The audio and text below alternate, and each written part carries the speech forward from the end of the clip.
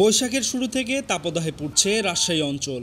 গত এক সপ্তাহ ধরে এ অঞ্চলের তাপমাত্রার পারদ অবস্থান করছে 40 ডিগ্রির উপরে। ফলে ঠাঠা রোদে তেতে উঠেছে পথঘাট, নুয়ে পড়েছে গাছের পাতাও। মৌসুমের শুরুর দিকে বেশ ভালো মুকুল এলেও ঘন কুয়াশা আর হালকা বৃষ্টিতে প্রথম দফায় ক্ষতিগ্রস্ত হয় আম। এরপর ঠাঠা খরা চলছে, তাতে গাছে আম ধরে রাখা কষ্টকর হয়ে দাঁড়িয়েছে চাষিদের।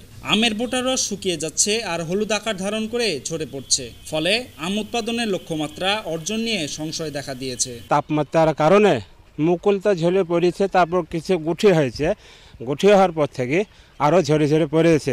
সেই কারণে আমরা এখন ডিপের পানি দিয়ে বাগানে ছেঁকা দিছি। ছেঁকা দেওয়ার কারণে মাটিতে রস থাকছে, কিন্তু উপরের তাপমাত্রার কারণে আমাদের আম কিছু ফেটে যাচ্ছে এবং আমের গুটি বা ছোট ছোট আম পড়েছে। সেই কারণে আমরা তো অনেক ক্ষতিগ্রস্ত হয়ে যাবো। এবার যদি বৃষ্টি না হয় তাহলে আম সব ঝরে যাবে, এবং এই ঝরার হাত থেকে রক্ষা করার জন্য সেচের কোনো বিকল্প নেই, এবং এই আম রক্ষা করতে গেলে অবশ্যই সেচ দিতে হবে।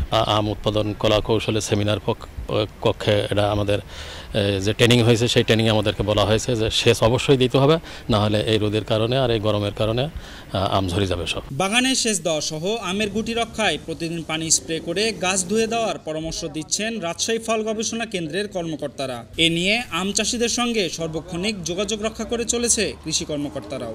এই মুহূর্তে গাছে পর্যাপ্ত পরিমাণে সেচ দিবে, এবং বিশেষ করে সেচ দিবে হচ্ছে আপনার সকাল 8টার আগে অথবা সন্ধ্যার দিকে, বিকালের যখন মাটিটা ঠান্ডা থাকবে তখন পর্যাপ্ত পরিমাণে সেচ দিবে।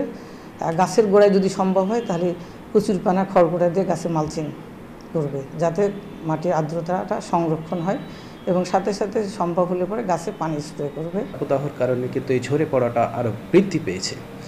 এইখানে মূলত যখন এই তাপদাহের কারণে মাটিতে রসের অভাব দেখা দিচ্ছে, আর মাটিতে রসের অভাব হলেই সাধারণত গাছের যে আমের যে বোটা আছে, বোটাতে কিন্তু একটা অ্যাবসিশন লেয়ার বা নির্মোচন স্তর তৈরি হয়। তখন গাছে আম ধরে রাখতে পারে না, তখন আম পড়ে যায়। তাই এখন মাটিতে রসের অভাবে কিন্তু অনেক আম ঝরে পড়ছে। তো এই কারণে দেখা যাচ্ছে যে আমাদের যে লক্ষ্যমাত্রা ধরা হয়েছিল এই বছর রাজশাহী জেলায় 2,60,000 মেট্রিক টন আম, আমার মনে হয় যে আমরা লক্ষ্যমাত্রা অর্জন করা আমাদের পক্ষে সম্ভব হবে না। রাজশাহী জেলায় এবার 19,602 হেক্টর জমিতে আমের চাষ হয়েছে। এখান থেকে আম উৎপাদনের লক্ষ্যমাত্রা ধরা হয়েছে 2,60,000 metric ton. Desk report, tweet news.